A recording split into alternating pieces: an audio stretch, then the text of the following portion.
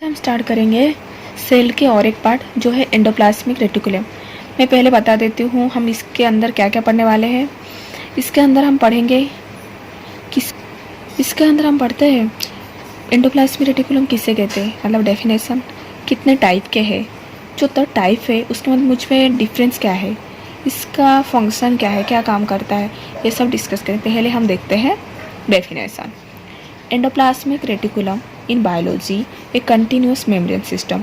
ये बायोलॉजी में क्या होता है, एक कंटिन्यूस मेम्ब्रेन सिस्टम होता है दैट फॉर्म, क्या फॉर्म करेगा, a series of flattened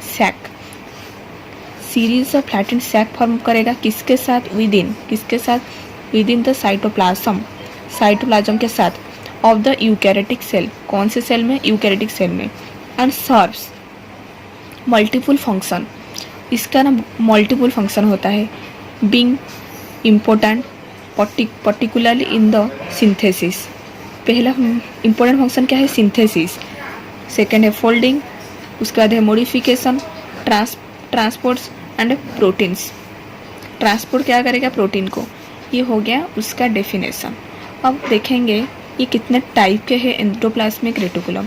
basically हम सबको पता है ये दो टाइप के होते हैं। कौन सा, rough endoplasmic reticulum, smooth endoplasmic reticulum. अब देखेंगे दोनों में डिफरेंस क्या है, रफ और smooth. Smooth endoplasmic reticulum, rough endoplasmic reticulum. Smooth में पहले क्या आएगा, it does not bear राइबोसम। Smooth endoplasmic reticulum राइबोसम beer नहीं करता over the surface of its membrane. जो rough endoplasmic reticulum the process of राइबोसम attach to it's membrane. Rough endoplasmic reticulum में उसके membrane में राइबोसोम प्रेजेंट होता है, लेकिन स्मूथ में राइबोसोम प्रेजेंट नहीं होता। स्मूथ का मेन फंक्शन क्या है, सिंथेसिस ऑफ लिपिड। लिपिड का सिंथेसिस मेन फंक्शन है किसका, स्मूथ का। रफ का क्या फंक्शन है, सिंथेसिस ऑफ प्रोटीन। ये लिपिड सिंथेसिस करता है, ये प्रोटीन सिंथेसिस करता है। थर्ड है form by vessels of tubercles. ये क्या फॉर्म करेगा, विसेल्स ऑफ ट्यूबरकल्स। ये क्या फॉर्म करेगा, क्रिस्टनर और few tubercles. It usually found in periphery. ये कहाँ मिलेगा, पेरीफेरी में। कौन सा, स्मूथ। रफ वाला कहाँ मिलेगा, deep inside the cytoplasm, cytoplasm के अंदर। इट में डेवलप फ्रॉम RER। इसमें रफ एंडोप्लाज्मिक रेटिकुलम डेवलप होता है, मतलब रफ अपीयरेंस। इट में डेवलप फ्रॉम न्यूक्लियस इन्वॉल्व, ये इसका न्यूक्लियस इन्वॉल्व होता है। और ये जो स्मूथ एंडोप्लाज्मिक रेटिकुलम है, जो स्मूथ एंडोप्लाज्मिक रेटिकुलम में क्या डेवलप होगा, rough appearance. Rough endoplasmic reticulum का वो फॉर्म होगा। इट में डेवलप फ्रॉम RER।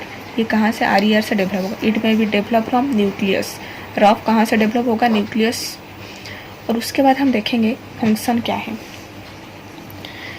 पहला फंक्शन है synthesis of protein, carbohydrate and lipid.